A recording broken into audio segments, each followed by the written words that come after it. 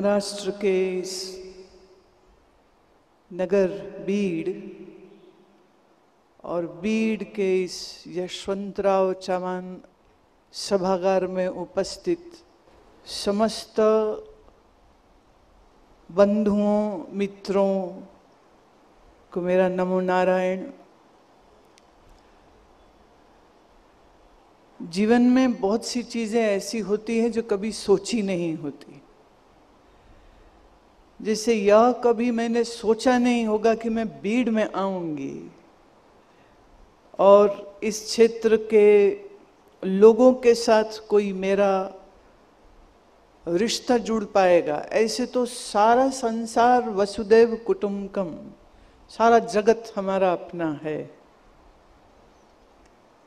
जब जगत ही अपना हो गया तो भारत देश तो अपना है ही, और भारत देश अपना है तो महाराष्ट्र तो निश्चित रूप से अपना हो ही गया। तो जय महाराष्ट्र।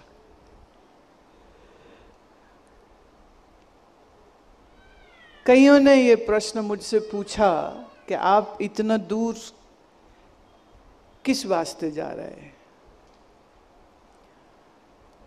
दिसंबर महीने में मैंने एक वीडियो इंटरनेट पर देखा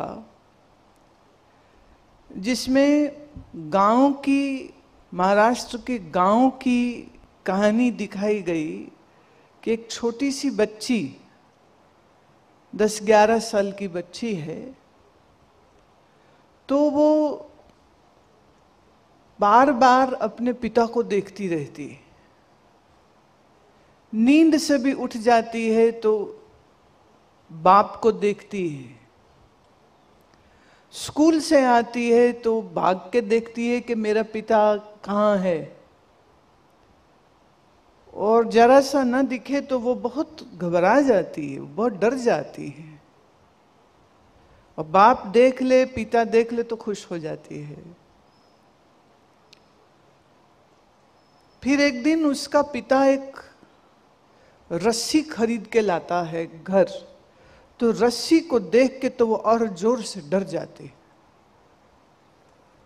और फिर आधी रात नींद में उठ के देखती है कि पिता है, हाँ है, सो रहा है, तो सोती है। एक दिन स्कूल से आती है तो क्या देखती है कि जहां रस्सी पड़ी रहती थी आंगन में, वहां रस्सी है ही नहीं।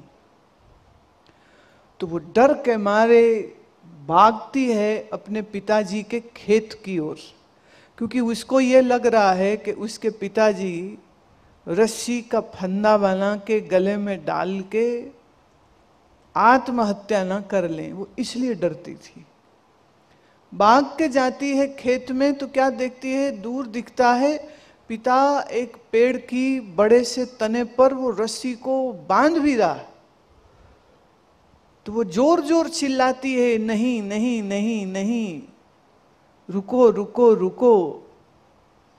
और जब तक वो वहां पहुंचती है, क्या देखती है कि पिता ने तो उस रस्सी से उसके लिए झूला बनाया कि वो झूले में बैठे और पिता की ये लाडली बेटी वो झूला झूल सके खेत में। और बेटी सोच रही है कि मेरा बाप गले में रस्सी डाल के मर जाएगा। क्यों? क्योंकि उसके गांव में कितने ही काका ने आत्महत्या कर ली है। जब ये चीज देखी तो मेरा विरक्त मन भी बहुत पिघल गया। ये लगा कि किसी भी बेटी को किसी भी मजबूरी के तहत अपने पिता का आत्महत्या करना स्वीकार कैसे हो सकता। उस बच्ची की त्रासदी, उस बच्ची की पीड़ा, और फिल्मकार ने जैसे उसको शूट किया, जैसे उसका फिल्मांकन किया, वो इतना हृदय स्पर्शी था कि दिसंबर में हम ऋषिकेश में साधना शिविर में ये तब घोषणा करी कि हमको जिन जिन इलाकों में सूखा पड़ा है, बारिश नहीं हुई है, वहां वहां जाकर के उन किसान परिवारों को संभालना भी होगा, आर्थिक मदद भी करनी होगी। और ये समस्या है क्या? दिसंबर से लेके जनवरी में, जब जनवरी फरवरी में पुणे में प्रोग्राम था, तब वहाँ के मेरे स्थानीय शिष्यों से चर्चा हुई, तो उन्होंने कहा कि नहीं, ये तो बहुत बड़ी त्रासदी है इस समय पर। तो मैंने कहा अब आप जाओ और ढूंढो कि ये समस्या है क्या। तो जनवरी से चालू होके मार्च तक कई चक्कर उन्होंने इस क्षेत्र में लगाए, गांव गांव गए, जो लोकल एडमिनिस्ट्रेशन के वो देखते हैं उन लोगों को भी, ऑफिसर्स को भी मिले, परिवारों को मिले। जिस परिवार में दादा है, 4 पोते पोतियां हैं और एक विधवा बहू है, और पुत्र ने आत्महत्या कर ली। और वो बच्चे इतने छोटे हैं कि उन्हें यही समझना होगी कि मौत क्या होती। और वो बूढ़ा दादा कैसे बच्चों को संभालेगा? अब चूल्हा भी तो चलाना है, रोटी भी पकानी है, जीना तो है। तो वो 4 मासूम बच्चों को घर में छोड़ के, इन बच्चों की माँ और जिस किसान ने आत्महत्या कर ली उसकी पत्नी जो है, वो पुणे में जाकर के मजदूरी कर रही है कि 4 पैसे कमा करके वो घर में भेज सके। जब खोज करी तो कई सारी चीजें सामने आई। एक, ठीक है सूखा हुआ, माना बारिश नहीं हुई, माना खेती के लिए जो कोऑपरेटिव बैंकों से कर्जा लिया, अब फसल नहीं चलेगी तो वो कर्जा वापिस कैसे करेगा। फिर ये भी मालूम हुआ कुछ एक लोग प्राइवेट निजी सूद पर पैसा देने वालों से ले लेते हैं। किसान को जहां से मिल जाए बीज के लिए पैसा, वो तो लेगा, तो फसल होगी, आमदनी होगी, आमदनी होगी, कर्जा हो जाएगा। अब देखिए बादलों पर तो किसी का जोर नहीं है, तो किसान क्या करे? मजबूरी और तकलीफ में आकर के जब कोई समझाए नहीं तो बड़ी मुश्किल पड़ जाती। ऐसे में वो लाचारी और मजबूरी और तकलीफ को दूर करने के लिए उन्हें लगा हम मर जाएं तो बस हम छूट गए मुसीबत से। लेकिन मैं ये मानती हूं कि अगर वो जरा सा भी धर्म पे चलते, बुद्धि से सोचते, अपने बच्चों का भविष्य सामने रखते हुए उस कठिन परिस्थिति में भी तकलीफ ना महसूस करके उसका क्या उपाय हो सकता है, क्या समाधान हो सकता है, अगर वो ढूंढा जाता, अगर कोई वक्त रहते उनका हाथ पकड़ लेता और उनको ये कहता कि तुम अगले बार जब खेती करने लगो तो प्राइवेट से कर्जा मत लेना, सरकारी से लेना, या कोई उनको ये सिखा देता कि कैसे कम पानी से ड्रिप इरिगेशन करके तुम अपनी खेती अच्छी कर सकते हो, या तुम्हें खेती की जगह कुछ और करने का भी सोचना चाहिए था। रोजगार के 1000 तरीके हो सकते हैं, पर कई बार जब कोई समझाने वाला ना हो, बताने वाला ना हो, तो जो हमारे पुरखे कर रहे हैं वही हम करने लग जाएंगे। वो किसानी एक तरह के बीज उगाने की कर रहे थे तो बच्चे भी आगे वही कर रहे हैं। पर आज खेती बाड़ी के आधुनिक तरीके जो आ गए हैं, कम पानी में भी आप कैसे फसल उगा सकते हैं, और सबसे बड़ी बात, और बहुत सारे उपाय हो सकते हैं जिससे उस जमीन में कुछ ऐसी चीज लगाई जाए जो 2 या 3 साल में वापसी आपको बहुत कुछ दे सकती है। अब खेतीबाड़ी के जो विज्ञान है, उस विज्ञान के प्रचार प्रसार की हमारे किसान भाइयों को सबसे ज्यादा जरूरत है। अब ये सरकार के काम हैं, ब्यूरोक्रेसी के काम हैं, एडमिनिस्ट्रेशन के काम हैं। मेरी जो बस चलेगी तो मैं उन लोगों को भी इस बात का सुझाव जरूर दूंगी कि भाई अपने किसानों का ज्ञान बढ़ाइए। शायद उस ज्ञान की कमी के कारण उनके जीवन में इतना दुख है।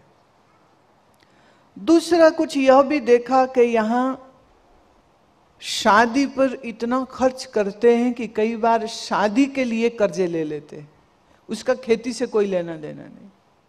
जब धनी लोग अपने धन का प्रदर्शन करते हैं, जब ये बड़े बड़े धनपति और नेता उठ करके 50 करोड़ रुपया अपनी शादियों पे लगा देते हैं, तो जो दूसरे हैं, जो उनसे छोटे हैं, उन्हें लगता अच्छा ये कर रहा है तो मैं भी करूं। अच्छा पैसा तो है नहीं, क्या करूं, चलो कर्जा ले लो। अभी कर्जा लोगे तो वापस भी तो करना पड़ेगा। जब कमाई के साधन उतने हैं तो इतना कर्ज क्यों लेना। पर जब हम दुनिया को ज्यादा महत्व देवें और अपने मन की सुख शांति को भी ना देखें, तो ये तो बड़ी भारी गलती हो गई ना। अभी हम लोग वृंदावन में, हमारे एक मित्र संत हैं, उन्होंने अपने आश्रम में सामूहिक विवाह का आयोजन कराया, जिसमें करीब 50 जोड़े, लड़की लड़का, वो सब वहाँ, उनका परिवार वहाँ, आश्रम की तरफ से सबके लिए बढ़िया भोजन। वो परिवार जो आए हैं, बाकी नहीं, वो परिवार के जितने भी लोग हैं, 20 हैं या 30 हैं या 40 हैं, तो वो सब परिवारों का भोजन, सबकी शादी का वेदी, ये सब आश्रम ने व्यवस्था करा के दी, ताकि उस गरीब परिवार को अलग से कुछ टेंट, हलवाई, खाना, ये सब करने में खर्चा जो पड़ता है उसकी तकलीफ नहीं हुए। हम दिखावा करें बड़ा बड़ा और बाद में तकलीफ भोगें, उससे बेहतर यह है कि हम दिखावा करना छोड़ दें। क्या ये अच्छा ना होगा। और खुशी प्यारे मन में होती है। अगर हमारे मन में खुशी है तो जानिए कि शबरी की तरह जंगल में रह के फल फूल खा के भी वो अति आनंद में रहती है। और सच ये है, जो जंगल में उगे फल फूल कंद खाते हैं वो स्वस्थ भी रहते हैं, वो बीमार भी नहीं होते हैं, और उनको किसी डॉक्टर या अस्पताल की भी जरूरत नहीं पड़ती है। पर पैसा खर्च करके तुम पिज्जा, बर्गर, तला सड़ा हुआ भोजन, खट्टा खाओगे, पेट भी बिगड़ता है, शरीर भी बिगड़ता है, और डॉक्टरों और दवाइयों के चक्कर भी पड़ जाते हैं। इसलिए आप जानोगे, समझते हैं आप, तो समझिए इस बात को, हमारे शरीर के लिए अनुकूल हल्का खाना है और सात्विक भोजन है, तो कंद मूल फल हमारे ऋषि मुनि खाते थे। आज मुंबई, पुणे, नासिक का कोई बड़ा डॉक्टर होएगा जो 500-1000 रुपया देखने का फीस लेता हो, वो फीस लेने के बाद कहेगा कि उबला खाना खाओ, फल खाओ, काकड़ी खाओ, खरबूजा खाओ, तरबूजा खाओ, पिज्जा, बर्गर, गोलगप्पा मत खाओ। तो भाई मेरे, ये अकल हम अगर पहले से ही इस्तेमाल कर लें, जितना सात्विक भोजन खाते हैं हम उतने स्वस्थ रहते। बाजरे का रोटी खा के, मूंग का दाल खा के आपकी ताकत बढ़ती। पर हम लोग कई बार मॉडर्न होने के नाम पे या धनी हम दिखावा करें तो बोले हम तो जी चीनी खाते सफेद, तुम भूल गए सफेद चीनी सफेद जहर है। गुड़ खाए शरीर स्वस्थ रहता है और घोड़े जैसा चलता है। तो थोड़ा खान पान सही रखे। और सबसे बड़ी बात देखिए, महाराष्ट्र की खासियत मालूम क्या है? महाराष्ट्र की खासियत है, यहाँ संत ज्ञानेश्वर महाराज हुए हैं। संत ज्ञानेश्वर महाराज का ये राज्य है, ज्ञान का ये, भक्ति का ये राज्य है। जहाँ ज्ञान और भक्ति होवे वहां पर निराशा कैसे हो सकती? भाई बारिश नहीं हुई तो ना सही, हम उसका कुछ और उपाय सोच लें।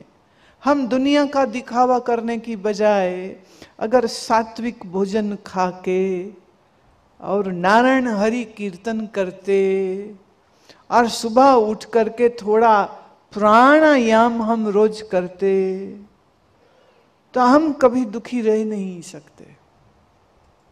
हम दुखी इसलिए हैं कि आज हम भगवान से कट गए हैं।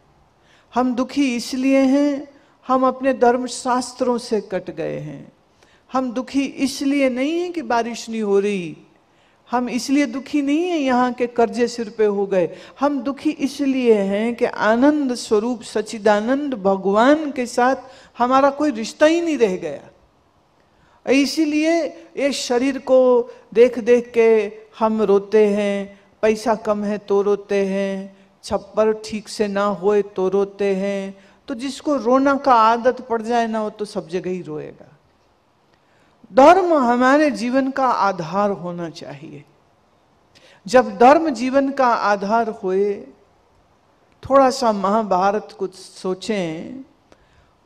5 पांडव और द्रौपदी के साथ दुशासन ने जो किया भरी सभा में, झूठ से, धोखे से, खेल खेल में उनसे उनका सब कुछ छीन लिया था।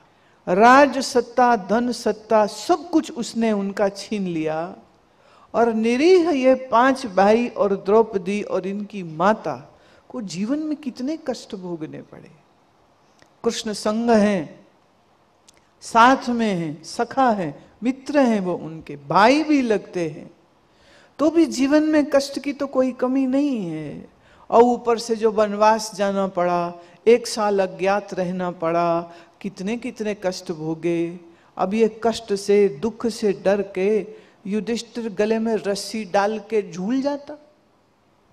क्या उनने ऐसा किया क्या? अर्जुन है, भीम है, अपनी शौर्य, बल, बुद्धि के साथ कितना मुश्किल जीवन आया तो भी उस मुश्किल को दूर करने का उन्होंने उपाय किया। हमें अपने इस इतिहास को भूलना नहीं चाहिए।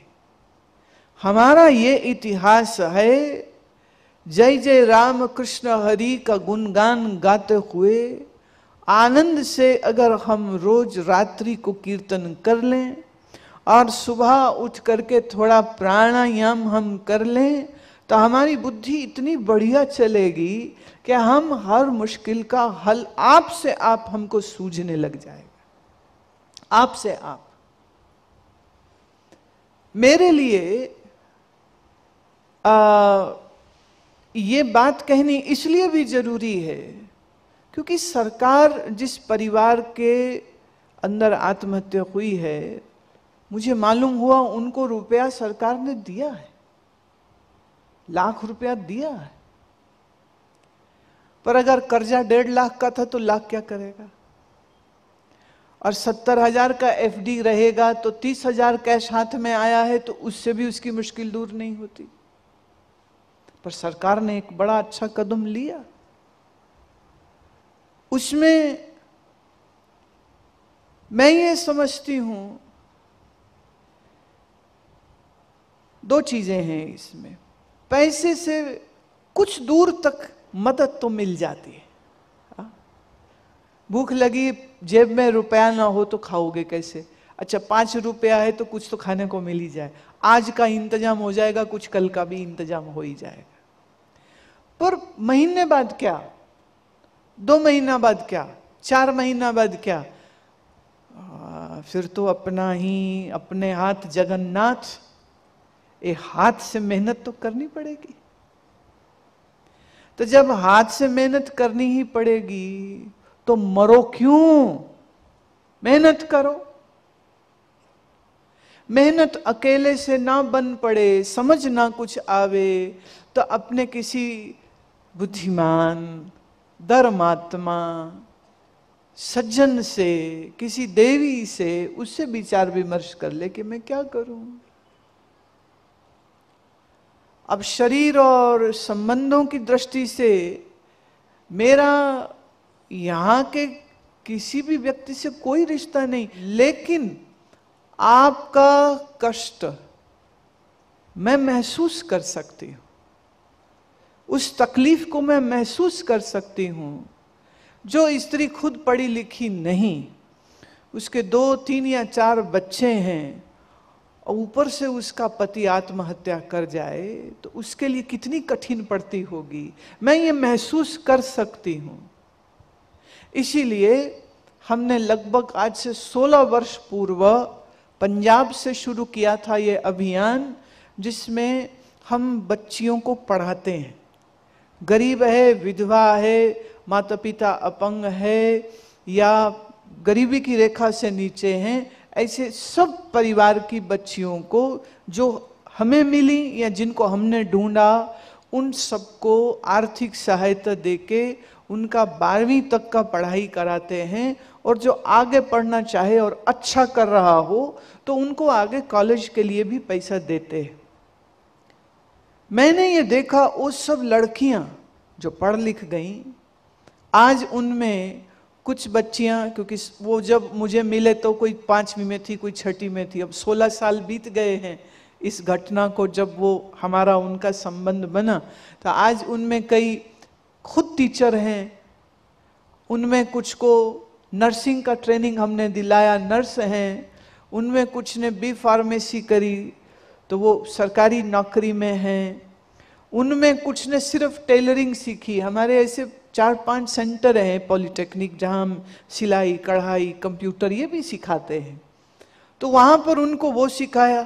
तो मैं ऐसी कुछ महिलाओं को, ऐसी कुछ लड़कियों को मिली जो 10 से 15 हजार रुपया कमा रही हैं घर में बैठे बैठे। सिलाई का मशीन एक लगाया और अपना रोजगार कमा रही।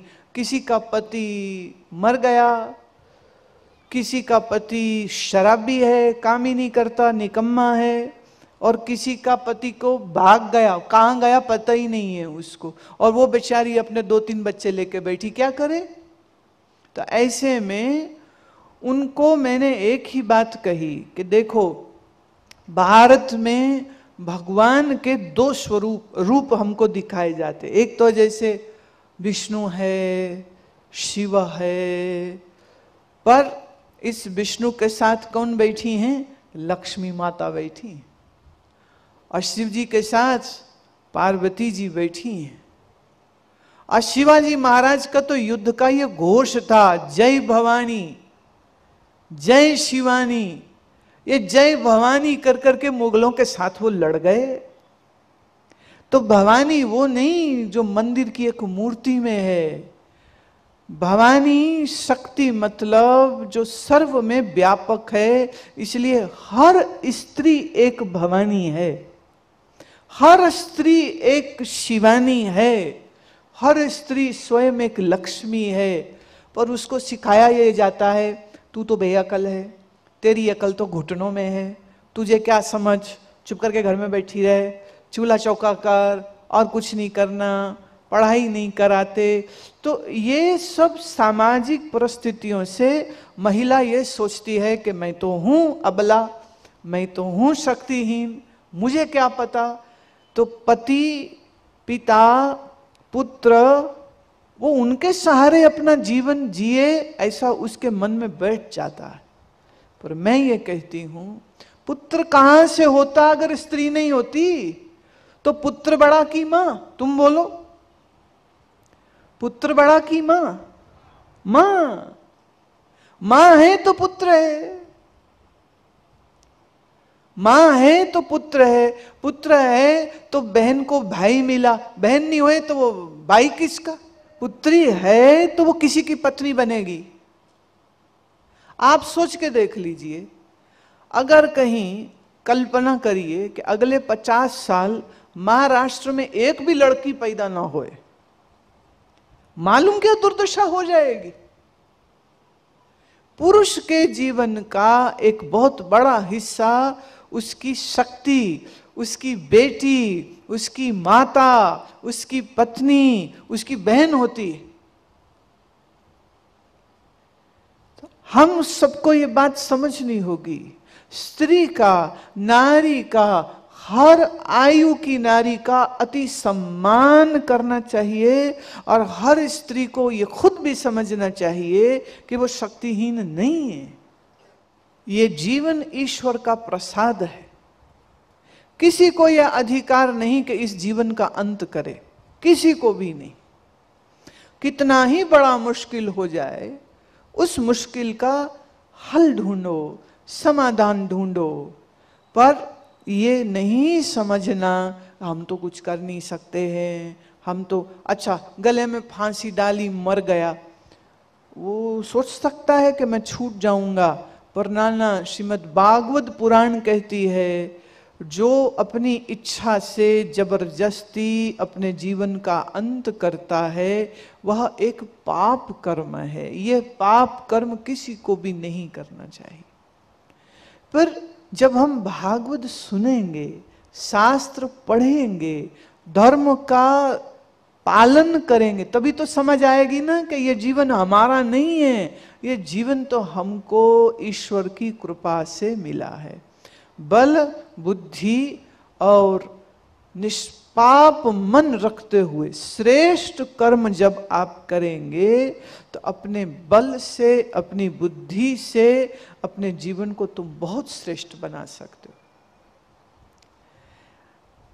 यहाँ के उन दुखी परिवारों को कुछ आर्थिक सहायता दी जाए, ये सोच करके हमने एक अभियान चलाया। और मुझे इतनी खुशी है इस बात की कि इस देश में कमी नहीं है करुणावान लोगों की। किसी ने ये नहीं कहा कि जी हमको क्या लेना देना। सब ने आगे बढ़ चढ़ करके कहा कि गुरु माँ, आप ये काम अगर कर रहे हैं तो हम आपके साथ हैं।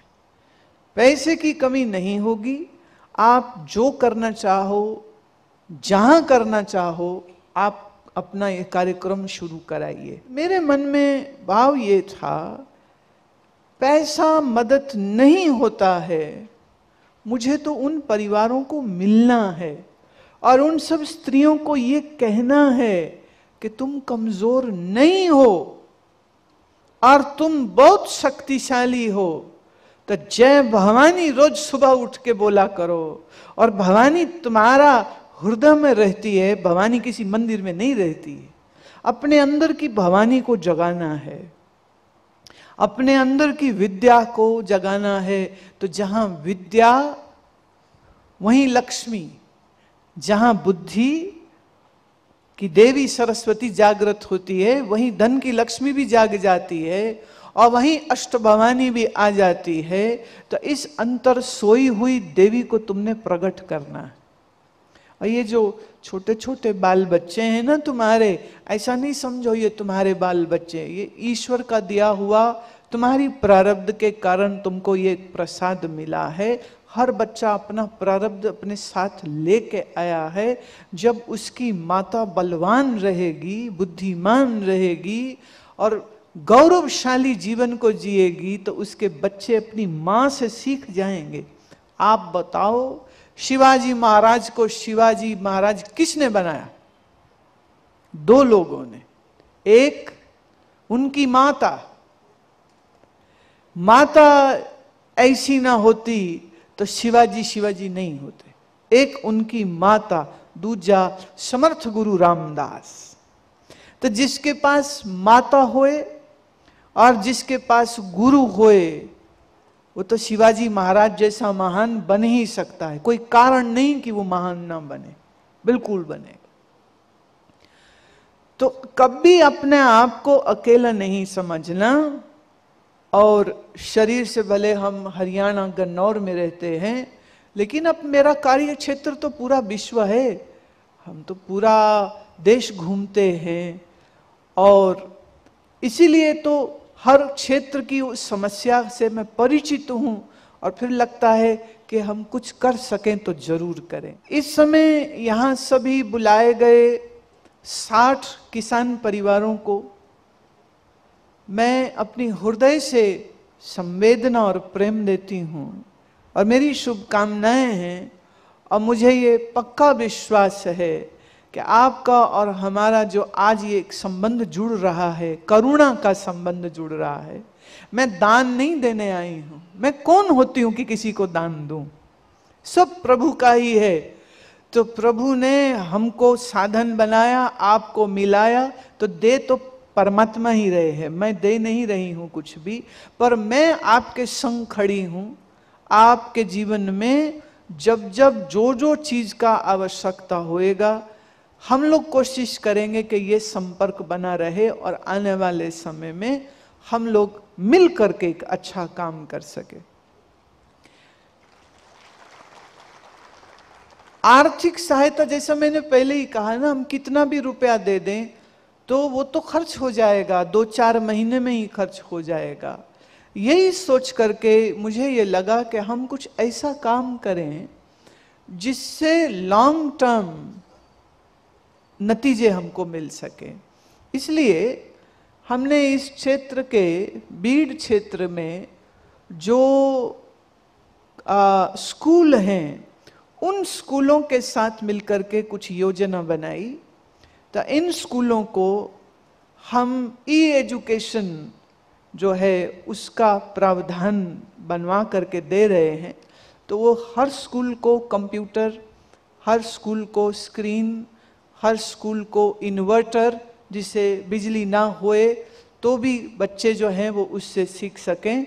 वो जो एजुकेशन है, एक अजब बात जो मुझे यहाँ सुनने को मिली वो ये कि जिन जिन गांव के इन स्कूल में मेरे शिष्य लोग गए, वहाँ के टीचर इतने अच्छे हैं, इतने अच्छे हैं कि कोई एक स्कूलों में जैसे सरकारी कार्यालय से स्कूल का बिजली का बिल जो अदा करना है उसका पैसा ना आया, तो टीचरों ने अपनी जेब से पैसा डाल करके स्कूल का बिजली का बिल भी पे कर, जहां जरूरत लगी तो उन्होंने ये नहीं कहा कि मुझे क्या। माने इतना प्यार जिस स्कूल के शिक्षक कर रहे हों, मैं समझती हूं कि उस स्कूल में पढ़ रहे हर बच्चे का भविष्य तो बहुत ही उज्जवल है, बहुत ही उज्जवल है। स्कूल के लिए एजुकेशन का, विद्या का ये जो नवीनीकरण हमने कराया, उसके पीछे 2 कारण थे। एक, हर साल नए नए नए बच्चे जो आएंगे उनको एक अच्छी शिक्षा का अवसर मिलेगा। अच्छी शिक्षा का मतलब जीवन में अच्छे अवसर मिलने लग जाएंगे। अब बच्चा शिक्षित होगा तभी तो रेन हार्वेस्टिंग समझेगा। बच्चा शिक्षित होगा तो कौन सी फसल लगा के हम ज्यादा पैसा। मैं एक छोटी सी उदाहरण देती हूँ। हमारे आश्रम में सब्जी फल हम अपना उगाते हैं। एक दिन मैंने ऐसे ही पूछा, मैंने कहा गेहूं क्या भाव? हमारे यहाँ गेहूं लग रहा था। कहते जी 22 रुपया किलो। मैंने कहा दाल किस भाव? कहते जी आजकल तो 105 रुपया किलो है। तो मैं, तुम पागल हो जो गेहूं उगा रहे हो, दाल उगाओ। तब से हमारे यहाँ दाल उगती है। जो दाल वहां उगाते हैं, हमारा अन्न क्षेत्र चलता है, भक्त लोग आके खाते हैं। जितने आते हैं दर्शन करने वाले, वो सब भगवान का वो प्रसाद ग्रहण करते हैं। तो छोटी सी बात है, 22 रुपया किलो में भी फसल है और 120 रुपया किलो में भी फसल है। तो भाई इतना हिसाब तो सबको आना ही चाहिए ना। हम बाबा जी होके हिसाब समझ गए, तुम तो बड़े गुणी ज्ञानी लोग बैठे हो। कौन सी बड़ी बात। पर ये सब चीज कौन समझेगा? जिसके पास शिक्षा अच्छी है। तो अच्छी शिक्षा होना बहुत आवश्यक है। ये मेरे हाथ में सूची है। ये निम्ब गणेश गांव, पिंपलनेर, जामखेड़, राजूरी, खड़की खाड़, जामनेर, देवपिपरी, तीर्थपुरी, राक्षस गांव, परली, अंबेजो गाई, मोरेबाड़ी, गेबराई, सुरले गांव, चकटम्बा, वडगांव, कुक्कड़गांव, काम्बी, गड्डी, मागपुरी, तलेगांव और ग्वालबाड़ी, ये 22 स्कूलों को हम ई एजुकेशन प्रोग्राम दे रहे हैं। इसमें एक स्कूल ऐसा भी था जहां इमारत ही नहीं थी, बच्चे पेड़ के नीचे बैठ के पढ़ते हैं। तो वहाँ तो हमने कहा कि नहीं, कमरा भी बनवाओ, तो वहाँ पर बिल्डिंग भी बनवा रहे हैं, बोरवेल भी करा रहे हैं। वहाँ बोरवेल का पानी सीधे पीना थोड़ा मुश्किल है, तो फिर वहाँ पे कहा आरओ वाटर का भी इंतजाम कराओ, तो बच्चों को स्कूल में पानी अच्छा मिल जाए, इमारत मिल जाए, पंखा मिल जाए, बच्चे तभी तो पढ़ाई करेंगे। नहीं तो शरीर में गर्मी लग रही, ताप लग रहा, धूप सिर जला रही, तो शौचालय तो अनिवार्य है, पर फिर भी कई जगह है और कई जगह नहीं है। तो मैंने कहा कि हम लोग ये, अच्छा इसमें कुछ स्कूल ऐसे भी थे जहां गांव के लोगों ने पैसा इकट्ठा करके उसे पेंट करा दिया है, उसमें अच्छा सब व्यवस्था कराने की कोशिश करी। मुझे बहुत बहुत बहुत अच्छा लगा। वो सभी गांव वालों को मेरा बड़ा साधुवाद, ईश्वर आपको बहुत बहुत शक्ति देवे कि ऐसा सोचना याद रहे। मैं दोनों हाथ जोड़ के ये बात कह रही हूं, हमें मंदिर नहीं चाहिए, भगवान को रहने के लिए घर नहीं चाहिए, हमें स्कूल चाहिए। मेरे दृष्टि में, श्रीमद् भागवत पुराण की दृष्टि से, मनुष्य भगवान का साक्षात स्वरूप है। तो भगवान का ही सेवा करना है तो किसी मनुष्य का सेवा कर दीजिए। मनुष्य तो भूख से, दर्द से तड़प रहा हो और यहां हम मंदिर में सोना चांदी चढ़ा रहे हो, मेरा मन तो नहीं मानता इस बात के लिए। तो मैं तो कहती हूं कि देना ही है, भगवान के नाम पर भी अगर कुछ दान करना है तो वह दान आप किसी शिक्षण संस्थान को अच्छा, सुंदर, सुव्यवस्थित बनाने में लगाइए। पुण्य ज्यादा मिलेगा, कम नहीं होगा, दुगना होगा। जो मेरी बात पे भरोसा हो तो तुम पुण्य ज्यादा कमा लोगे। आदमी पुण्य कमाने के लिए तो हरिद्वार जाता है ना नहाने के लिए। हाँ, तो पुण्य ही कमाना है तो अपने बाएं दाएं देखिए, जिसको जो आवश्यकता हो, नर रूपी इस नारायण की सेवा करना सबसे श्रेष्ठ है, सबसे श्रेष्ठ है। मैं कल भी ये बात कहती थी, आज भी ये बात कहती हूं कि मंदिरों, धर्म स्थानों में जो धन चढ़ता है, उस संस्थान, मंदिर, धर्म स्थान के लोगों का, ट्रस्टियों का, समितियों का ये कर्तव्य बनता है, ड्यूटी बनती है कि वो उस पैसे को आम जनता जनार्दन का दुख तकलीफ दूर करने में खर्च कर दे। ओम गम गणपतये नमः। हम शिक्षा का कोई कार्य हो, खाते का कोई कार्य हो, पहले गणेश जी को बैठाते हैं। तो गणेश जी कहाँ रहते हैं, उनका एड्रेस क्या है बोलो? तुम कहोगे जी मंदिर में ना, गणपति जी इन्हीं बाल गोपालों में बसते हैं। ये जो छोटे छोटे बाल गोपाल तुमको दिखते हैं ना, ये मनुष्य का बच्चा मत मानो, ये तो गणपति जी का ही स्वरूप है। तो हमें बहुत संवेदनता के साथ ये बात को महसूस करते हुए, अपने सब अपने हैं, पराया यहां कोई नहीं है, ये बात को जानते, ये बात को महसूस करते हुए मुझे बहुत खुशी है इस बात की कि मैं यहां आ पाई हूं और अभी उन सब परिवारों को भी मिलूंगी। हमारी ओर से आप सभी उन परिवारों को हम हाथ जोड़ के कह रहे हैं, ये हमारी ओर से प्रेम की भेंट है। ये भेंट को स्वीकार करिएगा और इस रुपए का सही सदुपयोग करिएगा और मन से कभी कमजोर महसूस मत करना। और कभी कुछ लगे कि तकलीफ है, हम अपना कष्ट किसको कहें, तो तुम मुझे चिट्ठी लिख देना। गुरु माँ इतना लिख के, गा से गुरु माँ, गा से गन्नौर हरियाणा, बस इतना भी लिख दोगे तो चिट्ठी मेरे तक आ जाएगा। और मैं ये वचन देती हूं कि मेरी सामर्थ्य और शक्ति जितना होगा, मैं उसके तदनुसार आपके लिए जो कर सकती हूं वो मैं अवश्य करूंगी।